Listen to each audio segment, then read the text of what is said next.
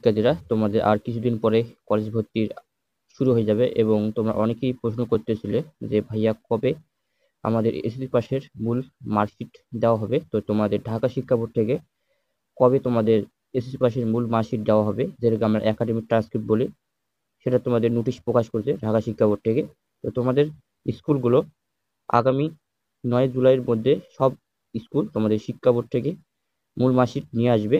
তোমরা 10 থেকে 11 তারিখের পর তোমরা স্কুলের সাথে যোগাযোগ করলে তোমরা তোমাদের এসএসসি পাসের মূল মার্কশিট পেয়ে যাবা। তো তোমাদের এসএসসি পাসের মূল মার্কশিট উঠাতে টাকা লাগবে কিনা, তো তোমাদের বলি, তোমাদের এসএসসি পাসের মূল মার্কশিট উঠাতে কোনো টাকা পয়সা লাগবে না। তবে যদিও তোমাদের একাডেমিক ট্রান্সক্রিপ্টের ফিটা নিয়ে নেয়, তবে বুঝবা যে ওই টাকাটা তোমাদের স্কুল কর্তৃপক্ষ মেরে দেবে এবং তোমাদের প্রশংসাপত্র উঠাতে কিন্তু টাকা লাগবে। এখানে তোমাদের 1 থেকে 200 টাকার মতো লাগবে তোমাদের প্রশংসাপত্র উঠাতে।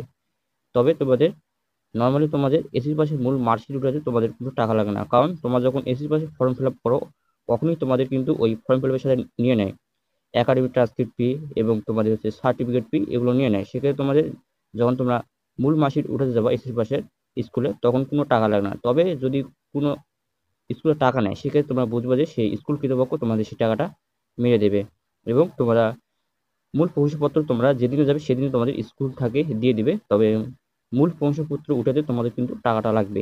এখানে তোমাদের কিছু কিছু কলেজ 100 টাকা নেয় এবং আবার কিছু কিছু কলেজ 1 থেকে 200 টাকা নেয়, এর বেশি তোমাদের লাগবে না। আর তোমাদের স্কুলগুলো তোমাদের আগামী 9 জুলাইয়ের মধ্যে শিক্ষা বোর্ড থেকে তোমাদের এসএসসি পাসের মূল মার্কশিটগুলো নিয়ে আসবে এবং তোমরা 10 থেকে 11 তারিখ পর স্কুলগুলোর সাথে যোগাযোগ করলে তোমরা তোমাদের এসএসসি পাসের মূল মার্কশিটটা পেয়ে যাবা।